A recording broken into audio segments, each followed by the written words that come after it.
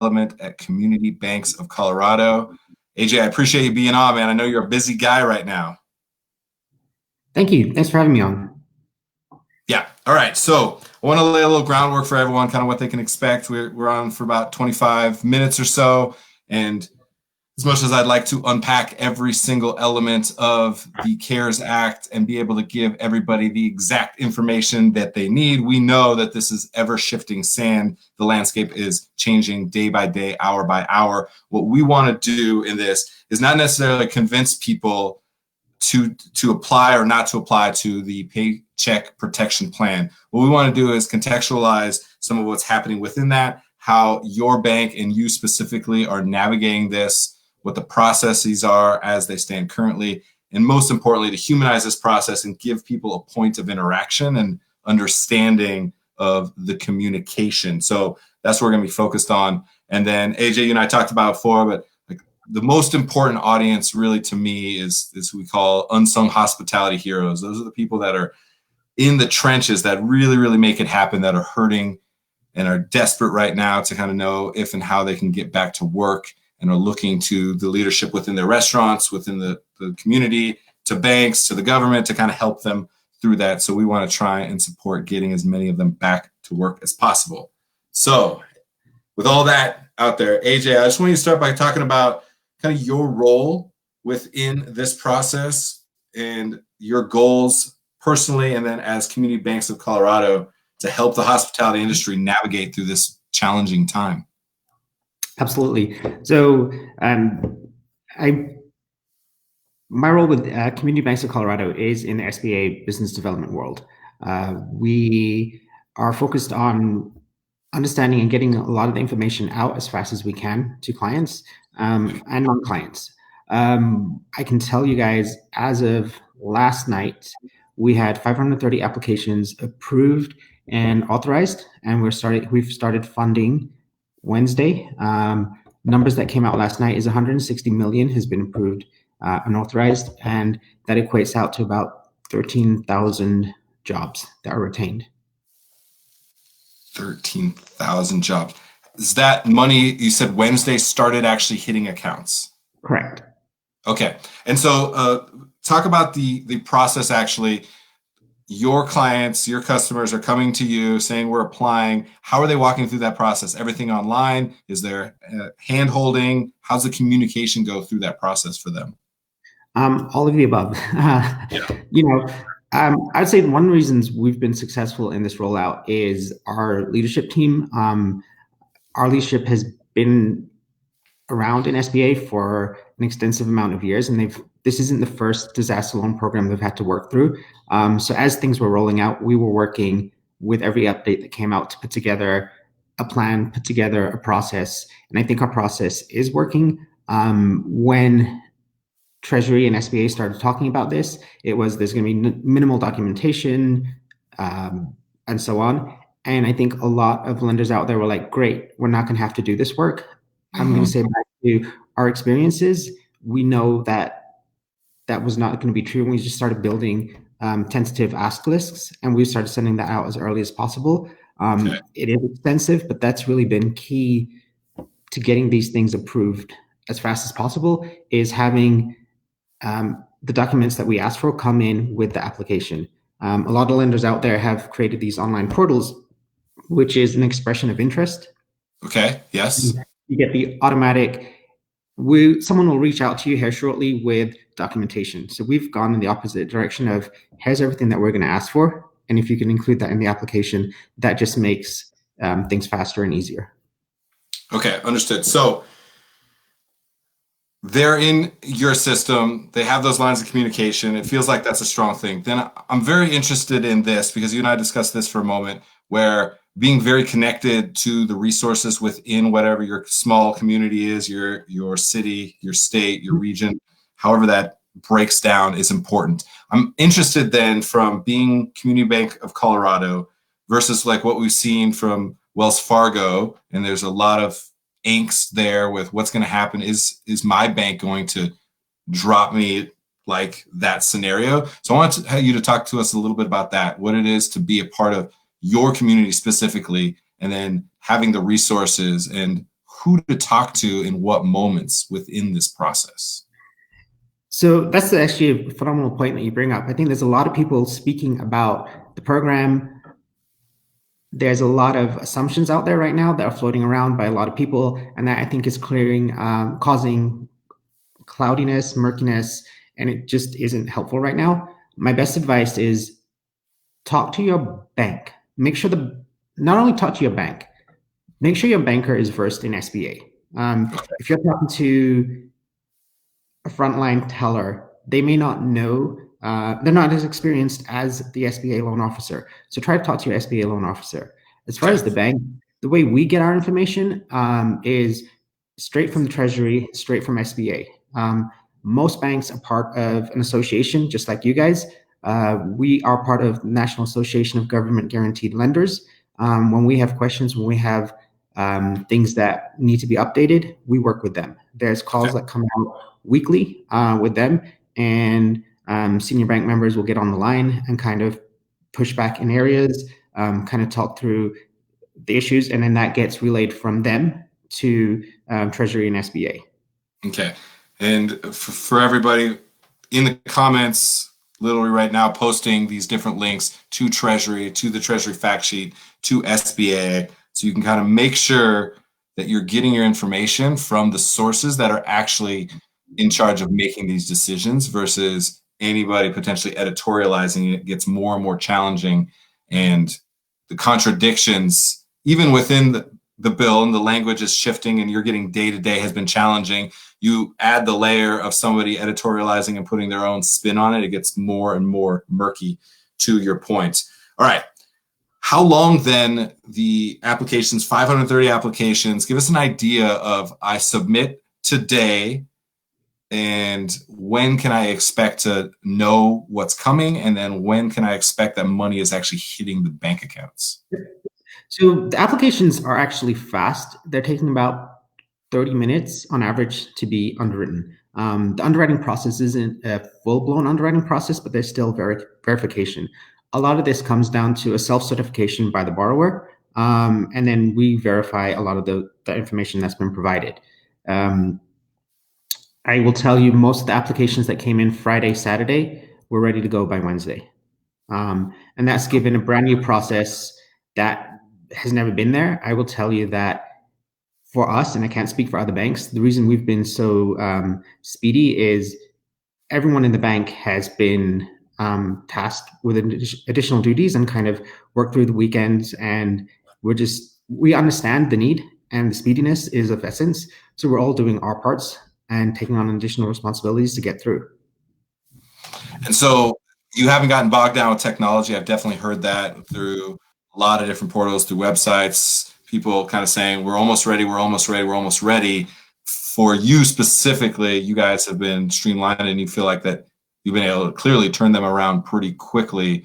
Do you feel like that's atypical? It seems like it's from what I'm hearing, but maybe those are just anecdotal versus what you're seeing from the bank side. So I think the larger organizations went with, we're going to do everything online, based on early communications that this was going to be an easier process than it is. And I'm going to say, Mark Abel, my boss, he's a veteran in SBA. Just based on his experience and the amount of loans he's done over his lifetime, he just knew that it's not going to be true. And we developed our anticipated checklist, and we've been emailing that out since day one. And we're saying, gather these documentations, and we will send you a link to upload it. So we don't have an online portal. We've been sending a secure link and asking you, make sure everything on this checklist is provided with your application. Okay. And if it's not, we have you had claims denied to this point of your knowledge? Not that I know of. Okay, so 530, $160 million, the potential for 13,000 jobs to be replaced through the system over the last several weeks. Money is already hitting the bank. So the one thing is loan sizes. It's not, I know people have this concern of mine might not be the highest need. No, everyone should apply. Do your homework, figure out which of the two programs suits you and your company the best and your needs. I'll tell you, the smallest that I know of is $5,000, and the largest that we've had approved is 4.8. 4.8 million. Yeah, there's no is the larger loan going to get approved before mine? No, it's first come, first serve. And it goes back to, we just keep asking, please, please, please have everything on the checklist ready, because when an underwriter picks up your file, they have everything that they need at their fingertips versus, hey, let me come back with a question. Oh, I have to come back to that because I didn't get an answer, so on and so forth. And so if they go through that process, they have what they think is everything on the checklist. Is there somebody on the bank side that can audit that and be sure that it is properly executed before it goes to the underwriter?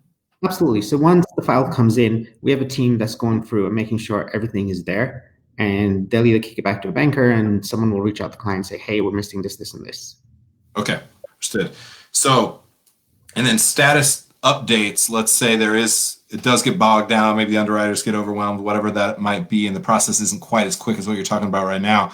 What then are they doing to understand the status or where they're at within that process of getting money back? Lines of communications are open. We might not be able to respond right away. I've been responding through the night with some clients. It's as soon as we get information, we're going to pass it on. Okay.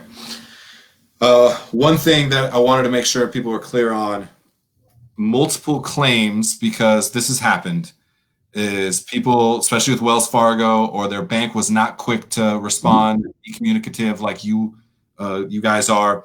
And then all of a sudden they're like, well, I got to just try and go wherever I can. And they found multiple sources to potentially push through applications. However, I want to make this clear, that will flag a fraudulent claim and be denied on its face. Is that correct?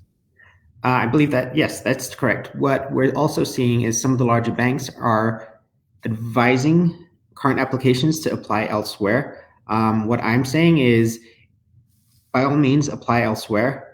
My process and what we're doing is, if that is the case and your file is being worked on, we'll let you know right away, and we're just going to ask withdraw the application at the other institution. That way, that alleviates the two submittals going in, kicking up a red flag, resulting in a denial. Understood. So you need to be sure that the bank, your bank, and or if you find other sources that will process an application, you need to be sure that they will confirm before they push that through to an underwriter to get that into that system. And then you need to decide at that point if and when which of those applications you are actually going to push through. So if you are not confident that your bank is going to communicate that to you and just goes ahead and pushes it through, that could be a major concern. Correct. And I think that's something else I would advise is really do your homework on who you're applying with. Is it a third party? Is it a broker? There's a lot of brokers in this industry. Most of you guys are aware. They have value. Don't mean to discredit them in any way, but just make sure it's not somebody who's trying to grab an application and shop it out, because that will cause a delay in itself. And I can tell you everyone is working as fast as they can. Some of the bigger banks still don't have a process in place, but make sure you're working with a direct lender who can communicate directly with you and not via a third party. Okay. And I've also seen some warnings. Nobody should be paying any kinds of fees upfront to be able to process any kind of application for a 7A loan in the PPP. Correct. Yeah. Okay. Do not do that. Do you have an idea of how many more applicants that your bank has in the queue that are still waiting to finalize paperwork, that are at some step of the process? That I don't have an answer. I did actually ask that last night, and I have not had a response back. They did just finalize the 1099 sole proprietor single member LLC documentation last night, so we're working through that. And I saw an email right before we went on with the steps for that. I just haven't had a chance to read that. And I think that's going to be the next set of waves, is having those applications come through. And again, it's get the documentation ready. Even if you're a sole proprietor, single member, 1099, there's still documentation that's needed. And I can't stress that enough. Get that information ready. Okay. And so is it going to be the same for 1099, that they are next in the queue, or is that a completely separate channel of funds for One queue, first come, first serve. So at this point, if a 1099 comes in versus a S corp, it's first come, first serve. Gotcha. Any more guidance on, right? There's $350 billion in there. There's talk of, I believe, 250 billion more sometime shortly. Has that happened yet, as far as you know? And if not, when? And then, is there any language, any communication coming to you from your counters at Treasury or SBA if there will be additional funds put in into the pot? So there is talk about additional funds. My hope is they are going to increase that. You can tell, we're a small community banks, 160 million. Big banks have billions in applications, but they haven't moved them through the channels. So yes, funds are limited, and we hope that the funds will get increased.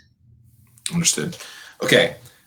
Forgiveness. This forgiveness word is so unbelievably confusing. The lack of clarity around it is pretty vast. I know we're not going to answer everything about it. I want to approach some of it so that we just understand where the thinking is at currently, where the understanding is at currently, and then what questions we need to be thinking about. So this is a little more abstract. Forgiveness, the potential that if you do everything right over the 2-month period, 8 weeks leading up to June 30th, 75% of the salaries are paid based on your full-time employee calculation numbers from 2019, broken down, multiplied by 2.5. Oh man, I get dizzy just thinking about it. Then you have the 8 weeks now. 8 weeks, this 8 weeks leading up to June 30th. This is a big issue because restaurants are not currently operating. So you have to somehow find the right timing to be able to ramp up into actually opening while still trying to put as many people back to work as quickly as possible. Whew. Okay. So when does the 8-week period that is the test for your forgiveness period, when does that actually start? Do we know that? So yes, and this is one of the things that is going to constantly evolve. My concern is after funding, things may change because there isn't clarity on forgiveness and what that fully looks like. Right now, you'll have to request the forgiveness. And I'll go back to something I touched on earlier. This is a one-size-fits-all for multiple industries. It is not catered down to specific industries. It does not take, in fact, which states have stay-at-home orders, so on and so forth. But the question is a valid question of, we're under stay-at-home orders, restaurants are closed, we don't know what, at the end of the month, when this is lifted, are you going to have full capacity? Are you only going to be able to allow 50% of your clients back in, so on and so forth? A lot of things aren't answered. But to go back to that question, I would say, so funds have to be released within 5 days. So we're closing today, we have to fund within 5 days. You have to accept funds within 5 days. Okay. We're doing, as of now, and this may change, we're doing a one-time disbursement. Does that cover you through the period to get your employees back in place? Not fully sure. Guidelines right now says 75% of the workforce back in place as quick as possible. But again, these are all things that I would encourage you to work with associations that have lobbyists that can push your concerns up back to Congress and potentially have them work through some additional rollouts or nuances for each industry. Gotcha. And also, have you gotten any guidance on if it is June 30th as the hard date or if it is 8 weeks? Is it which of those two scenarios is more likely to play out if you do not get funding within 8 weeks from the June 30th date? I believe there was an update last night. I just have not had a chance to go through and digest that. Okay. We'll throw that update in here. AJ and I are going to stay in communication. So there's some evergreen content in the comments as far as links to the resources of the ongoing information. And then we're going to try and continue to work to bring that information out as it's coming because it is ever shifting, as we mentioned before. The one thing I would say is there's a lot of talk. This is a loan, this is a grant. The PPP stands for Paycheck Protection. And that's going to be the key, is how much of the funds went back to retaining jobs. Understood. So how will forgiveness percentages be assessed? And then what is the bank's role in that? So you're basically assuring that the information is correct. You are the conduit for bringing money in and processing the applications. What responsibility then does the bank have? Because that percentage of forgiveness is a big question mark. If I'm supposed to spend 75% of that money and have 75% of my workforce back at their numbers from tax returns last year, and I hit 72%, am I going to lose 3% of my money, or do I get dinged with a 40% number? Is there any understanding of that currently? And then what is the bank's responsibility in auditing that part of the process of the forgiveness percentage? So I think this is part of the key why every institution is different and is taking different timeframes to roll in this program out, just because there's no clear clarity around that. I will, as we continue to digest and get information, I'll share that with you, and then you can relay that out to members. Do you believe that the bank will have some responsibility in actually taking back in the information for the forgiveness percentage, or will that then go directly to another entity like SBA?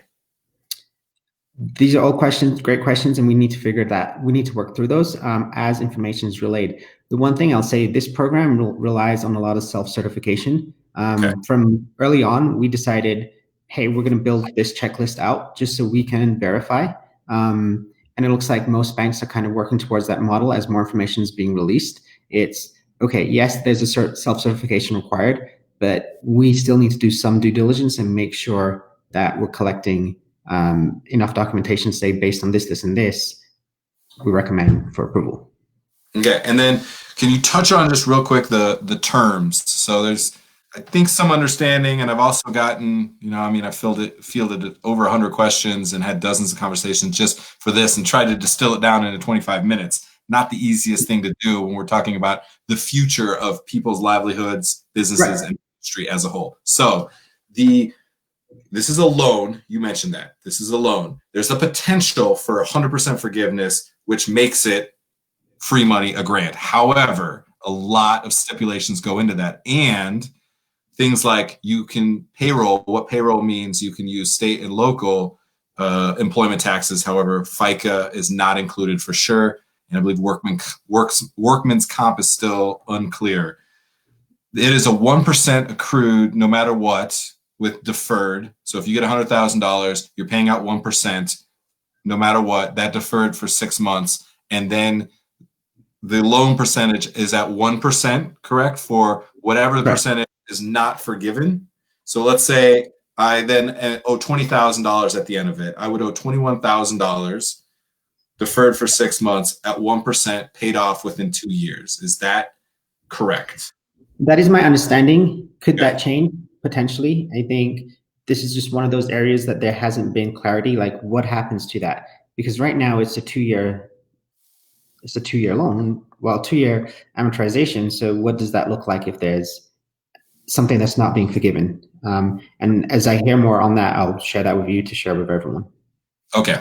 But as far as high level, that is the way it's going to play out. The percentages may shift, timelines potentially could shift, the percentages could potentially shift, but it is definitely a loan. There is for sure an accruement of interest just for the base loan, and then the forgiveness potential with the 2-year term. So, and we'll keep that going. All right.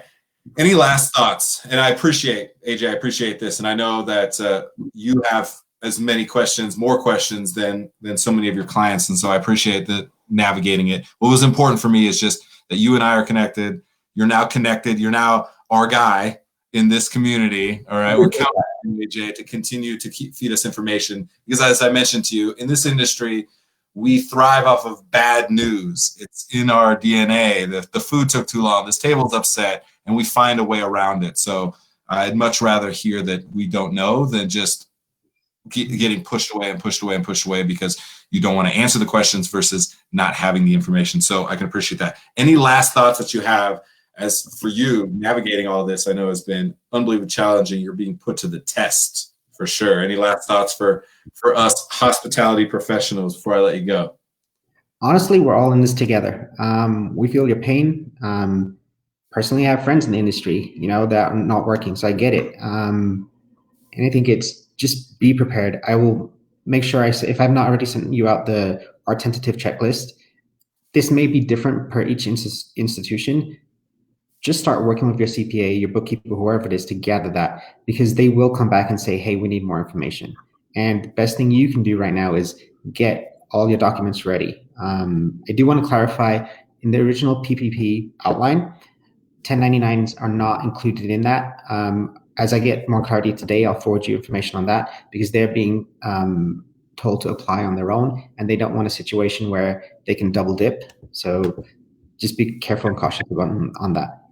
And anything else we mentioned, multiple applications, don't pay any kind of broker fee, anything like that, being aware of this potential pitfall. Any other scams, anything else that you guys are flagging and being sure that people are aware of? Because there's a lot of opportunists in moments like this that are trying to capitalize on people's fear and people's lack of understanding, which everybody has a lack of understanding around this, even the professionals, as it's, again, shifting all the time. Any other things that you want people to look out for, be aware of? Talk to your advising team, talk to your CPA, talk to your bankers. Which of the two main programs makes more sense for you? The paycheck protection may not make sense for a lot of companies, and that's really down to you to really sit down and look through and get the best advice you can from a trusted banker, a trusted CPA, and figure out, does this make the most sense? Okay. And on that, are the banks also processing some of the grants, the EIDL that are out there? The banks processing that as well? You're processing those, and then some of the funds are corresponding. Some of them you can get both, but you can't use them on the same money. Are you guiding the process there, and then also making sure that they are in compliance and understanding what the rules are? So the EIDL, that goes strictly through SBA, Okay. and no bank is doing the EIDLs. It's just the Paycheck Protection Program. Understood. All right, AJ, I appreciate it. And moreover than just this conversation, I really appreciate that we're going to have a conduit for information as it's going. So you got some work to do, my friend. Get into whatever happened with the 1099 and some of the new language that came out last night. And please, share that with me, and I'll get it out to the community and keep that going. So thank you very much for the work that you're doing. It's much needed. Thanks, Jensen. Thanks, guys. All right. Have a great day. I'll talk to you later. All right. Hopefully that was a little bit helpful. Just keep trying to dig and get as much real-time information. Again, for me, there's a lot of resources out there. There's a lot of things to read. There's a lot of things that, for me, always thinking about those unsung hospitality heroes, empowering the restaurants and the operators to do what they really are desperate to do and get people back to work. And at the same time, trying to be as smart about this, because it is so challenging, and putting more debt potentially on the books is it's fucking scary for any independently owned restaurant. Absolutely. But hearing those numbers, 530 applications processed, $160 million, 13,000 jobs, from 5,000 to 4.8 million, and all what they're trying to navigate. And then definitely reiterating, have somebody to talk to. If it is your CPA, if it is your bank, make sure that you have lines of communication open, because that's going to be the most important thing. And for me, it was really important not just to get answers to some of these questions, as again, they're just changing all the time. It was more important for me to get a human on and be able to talk to somebody face to face. And I know that's really important to the hospitality industry, as that's something that we thrive on. And get somebody that we can kind of count on to continue to feed us information. You can count on me to keep putting it out there, because I want to see as many people put back to work as we can. And then 1099, I was very interested selfishly, because that is the situation that we're in. And as of now, there may be an opportunity for unemployment. There may be an opportunity for PPP, but I just don't know as well. And so I've been hit up by a lot of people that are connected to the industry that are in that 1099 situation. And definitely we're feeling a little bit out of sorts as well. So there's a lot that we're trying to unpack, and I'm hopefully going to keep bringing that information out to everybody, and simultaneously trying to have these kind of conversations that, you know, I'll tell you straight up, they're super uncomfortable for me to have. You know, like I don't feel like I am the right person to be asking these hard-hitting questions and then be this trusted resource of information. However, I don't know what else to do besides keep talking and keep hustling and keep finding smart people, and hopefully something breaks through, and hopefully somebody out there is now working really hard for us, for the hospitality industry. That's really my goal. And at the same time, I'm gonna have a lot of conversations, moments of levity throughout this, because I am just so unbelievably inspired by the spirit of the hospitality industry, the humans within it. And I have to do whatever I can in the way that I know how, stuck in my, you know, little upstairs office, trying to communicate, trying to get information out to people, try to let people know that they're not alone, that they're supported, that we're all in this together. And that sounds very kumbaya. I get it. Yet I think we're finding really creative ways to stay connected and keep communicating and get through this crazy shit together, because we are a dysfunctional family for sure, but it's family and it means a lot to me. So hopefully we can keep having these conversations, and this brought some value. Even if it brings value to one human in hospitality, I'm going to keep doing it. I appreciate you guys. Have an amazing day, a great weekend. Cook something delicious tonight. I'm going to. You should too.